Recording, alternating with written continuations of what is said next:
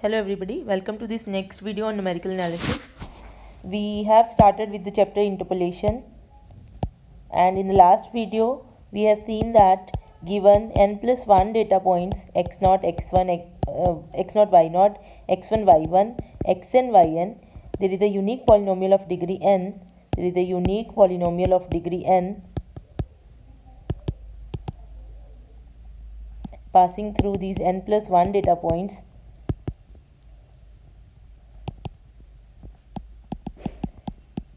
And that polynomial can be constructed in many ways, and one of the way was Lagrange interpolation.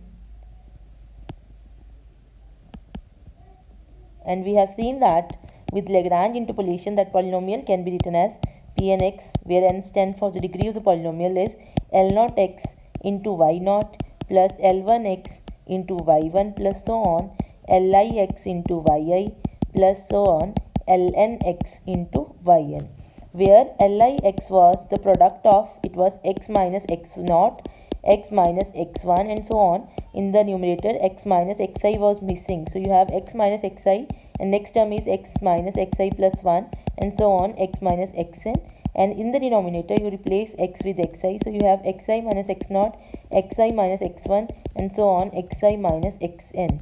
So you can write it as, in the compact form, product j from 1 to n, j not equal to I, you have x minus xj upon xi minus xj. So this is your Lix. So this was what the Lagrange interpolation polynomial was. Now suppose when this data comes from an underlying function f of x. So f of x is your exact function, and this is the approximation. So we would like to know how much is this error, fx minus Pnx. Okay, so we would like to estimate this error. So you have this equation. Suppose I have 3 data points. So you have 3 data points, 1, 2, 3, and this is the polynomial passing through these 3 data points, Pnx, P2x, polynomial of degree 2, and suppose this is my exact function. Right. So because data points are generated from the function and polynomial is constructed such that it passes through the data points, so at the data points there will be zero error, and at some other points error will vary according to where your x is. For example, here the error is very small, here the error is very large. So this is a function of x, and we would like to know what that function is, how I can estimate this error. And for that I have a theorem which I am going to prove. So theorem is, first I will write down the statement. So the statement is, suppose you have a function, you have x0, let x0, x1, xn are distinct numbers in the interval ab, are distinct numbers in the interval ab,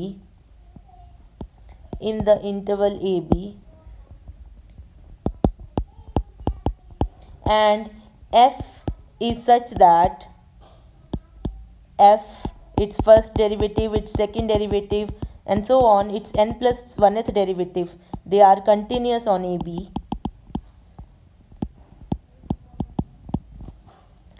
and you construct a polynomial, Lagrange polynomial of degree n, because you have n plus 1 data points here. So you construct a polynomial of degree n as Pnx is equal to L0x into f at x0 plus L1x into f at x1 and so on, Lnx into f at xn. Then for each x in AB there exists a number which depends on x, so you call it Rx, such that fx minus Pnx is equal to f n plus 1th derivative at Rx upon n plus 1 factorial into x minus x0, x minus x1 and so on, x minus xn. So this is the theorem which tells you, which gives you an estimate for the error. See, you have this situation that this is your error, and you are saying that for each x there is a number Rx, this is a number Rx which lies in the interval AB. I should write it here. There exists a number Rx belongs to the open interval AB such that this error is equal to this term. See, this is if you fix x. If you fix x, say your interval AB is 1 to 2 and x is 1.5, then here you have f of 1.5 minus pn 1.5. So this is the error at 1.5, and on the right hand side you know x0, x1, xn are already known, and x you are putting 1.5. Rx you don't know what that number is. All you know is there exists such number. Okay, how to implement this theorem we will discuss later, but let us prove this theorem first. So let us do the proof. Now again for the proof I will tell you that so many students say that how because if I give you the proof, what I will do, I'll give you a sequence that this is how you prove it. Now students may ask that how do we know that this is the sequence to be followed for the proof.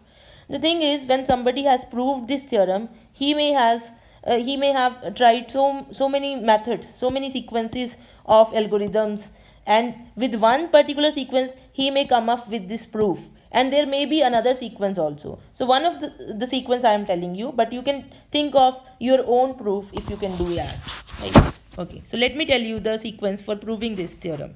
For proving this theorem, I am going to use something called generalized Rolle's theorem. Well, first of all, I'll tell you the statement of that generalized Rolle's theorem. So I think everybody of you must be aware about Rolle's theorem. What is Rolle's theorem? Rolle's theorem says that if you have a function f which is continuous on the interval AB, continuous on AB, and it is differentiable on f dash exists on open interval AB, and f of A and f of B they are equal. So you have some such situation, then for sure there exists one C in the interval AB. There exists one C in the interval AB such that at C f dash C is 0. So this is your Rolle's theorem. So this is the diagram for Rolle's theorem. So there is a generalization of Rolle's theorem which is called generalized Rolle's theorem.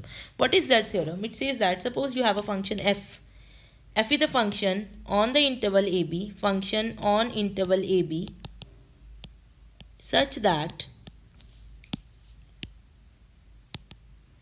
f, its first derivative, its second derivative, and so on, its n plus 1th derivative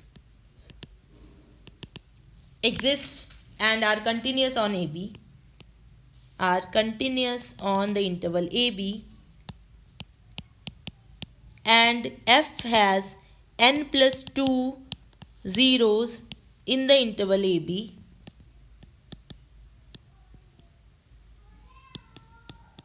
then there exists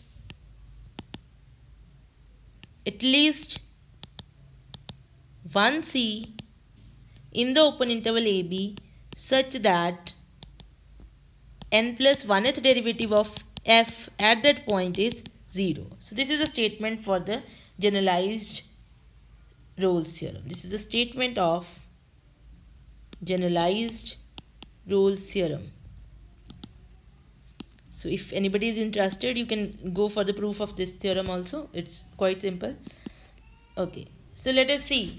If this is the statement of generalized theorem, Rolle's theorem, and I want to prove this particular relation, so I'll proceed like this. First of all, what I'll do, proof. I'm now proving the theorem, proof of the theorem. So what we want to prove that fx minus pnx is equal to fn plus 1 at Rx upon n plus 1 factorial into x minus x naught, x minus x1, and so on, x minus xn. So this is what I want to prove. So what I am saying, if x is equal to xk, so if your x, because you have to choose, this is true for all x in AB. This is what I have to prove. Now this is my interval AB, and these are the data points in between x0, x1, x2, and so on, xn.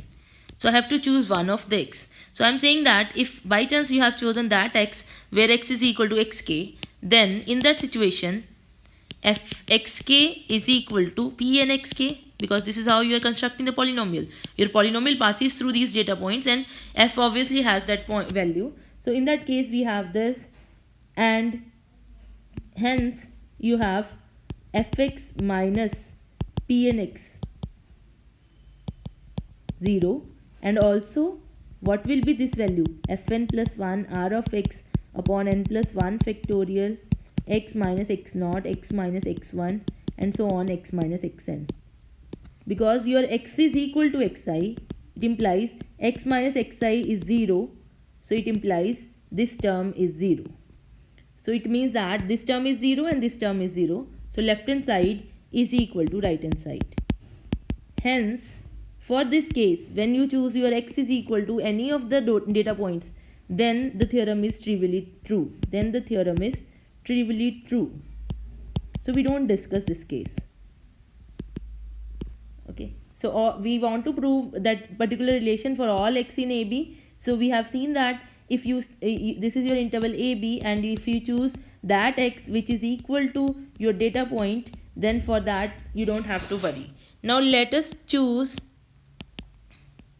any x belongs to AB and x is not equal to xi, I from 0 to n. So you have chosen that x which is not equal to your data point. So you have fixed that x, you fix it. Now what you do, you construct, having fixed this x, you construct a new function g of x.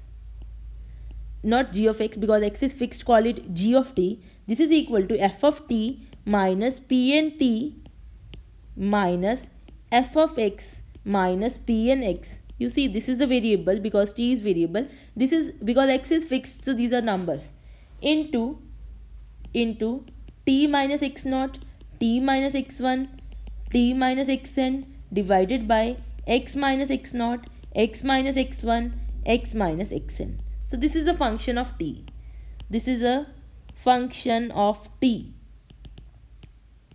And on this function, I would like to apply generalized Rolle's theorem.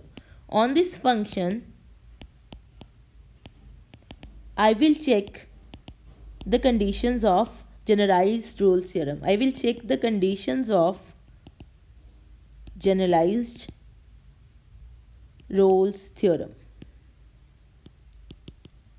Now, what are the conditions for generalized Rolle's theorem? So, conditions for generalized theorem is, first thing is g dash, g double dash, g n plus 1th derivative should be continuous on the interval AB. So, is this condition true here? So, go back to your statement.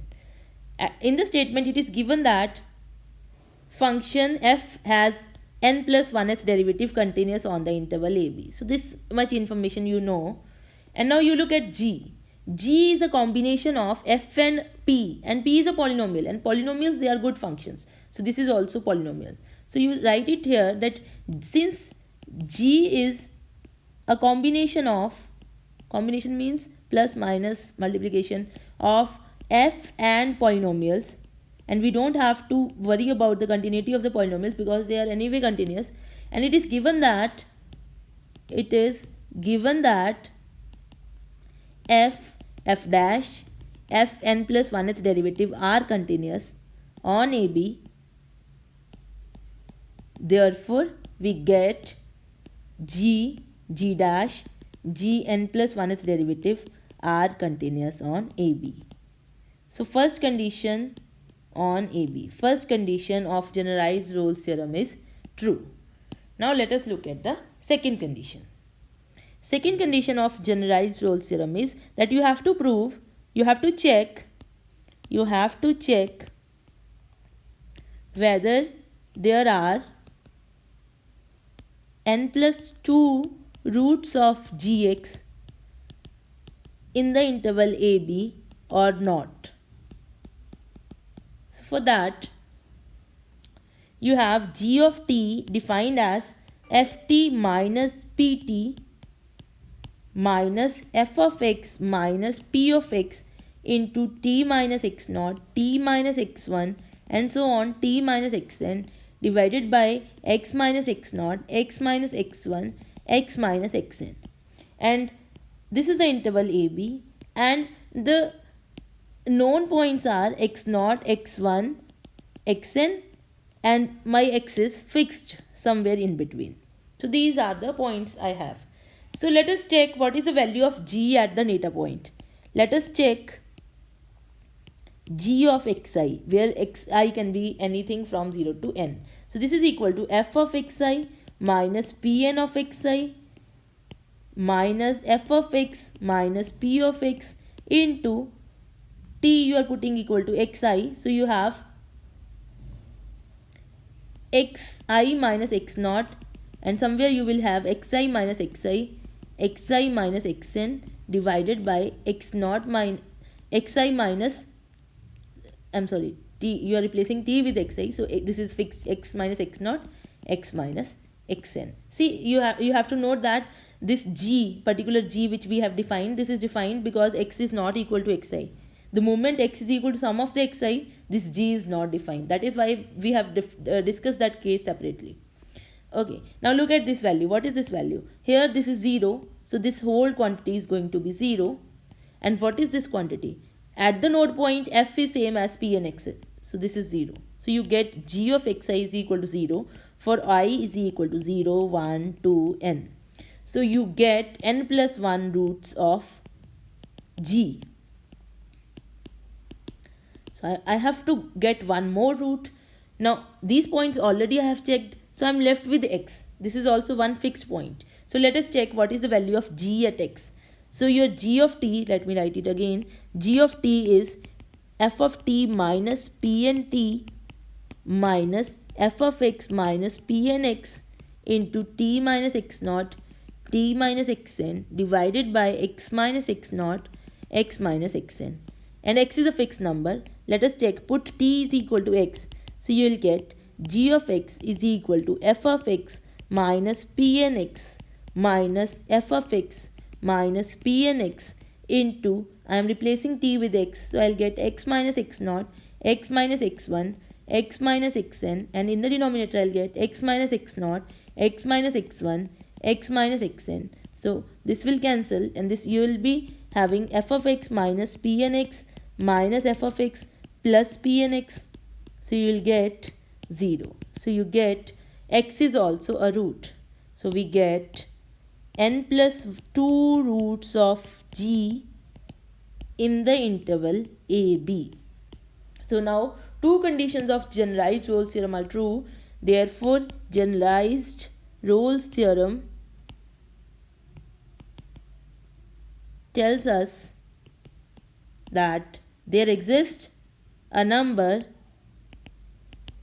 r, and we call it rx because this depends on x also, in the interval AB such that n plus 1th derivative of g at the number rx is 0. So this comes from generalized Rolle's theorem.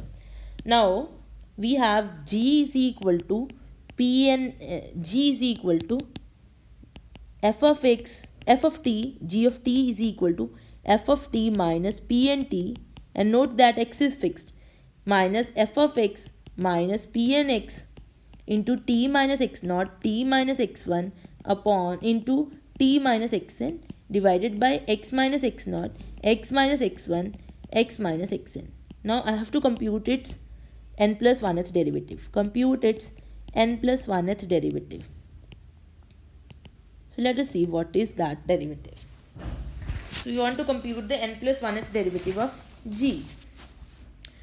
So with respect to t you have to differentiate. So you will have n plus 1th derivative of g with respect to t is equal to n plus 1th derivative of f with respect to t minus n plus 1th derivative of pn with respect to t, and this term this will be treated as a constant because t is not involved, and we are differentiating with respect to t. So you have minus fx minus pnx because this is a constant, so you'll take the terms out, x minus xn into d n plus 1th derivative with respect to t of the term t minus x naught, t minus xn. So this is the situation you have. So now let us see what is this. So first term we don't know, we will keep it as such. So this is fn plus 1 t. Now what is this? This is a polynomial of degree at most n. Polynomial of degree at most n. So what is the differentiation? If you have a polynomial of degree 1, if you have a polynomial of degree 1, say x plus 2, if you differentiate it once, t plus 2, if you differentiate it 1, you will get 1, and if you second time differentiate it, you will get a 0. So when you have a polynomial of degree 1, n, and you are differentiating it n plus 1 times, you will get a 0. So this is a 0. Okay. And minus, this is f of x minus pnx upon x minus x naught, x minus xn into n plus 1th derivative with respect to t of this polynomial. Now what is this polynomial?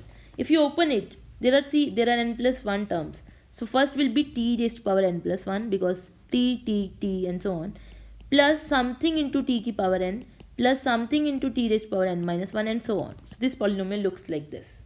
So let us see what is the derivative. So it is fn plus 1 at t, first term as such, this constant term as such,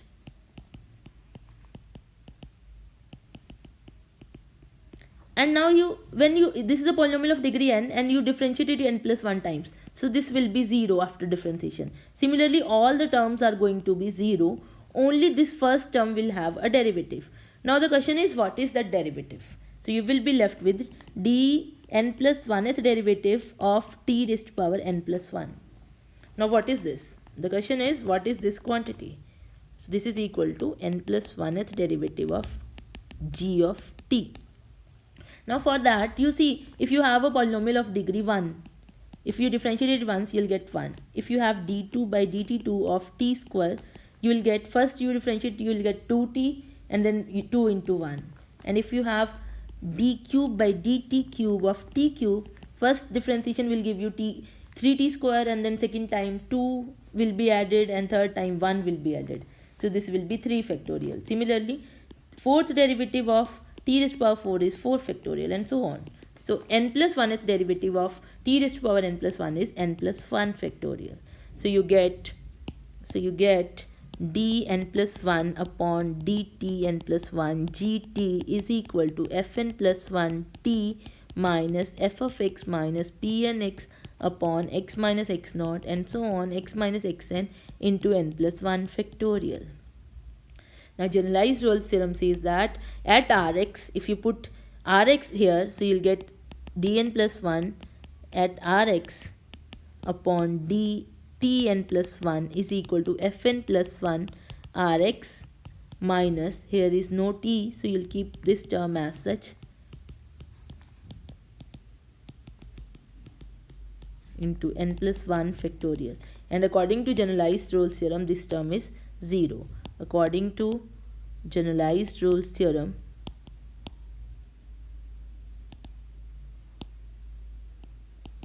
left hand side is 0. So you get fn plus 1 r of x minus f of x minus pnx into n plus 1 factorial upon x minus x naught x minus xn is equal to 0. Now you just rewrite it,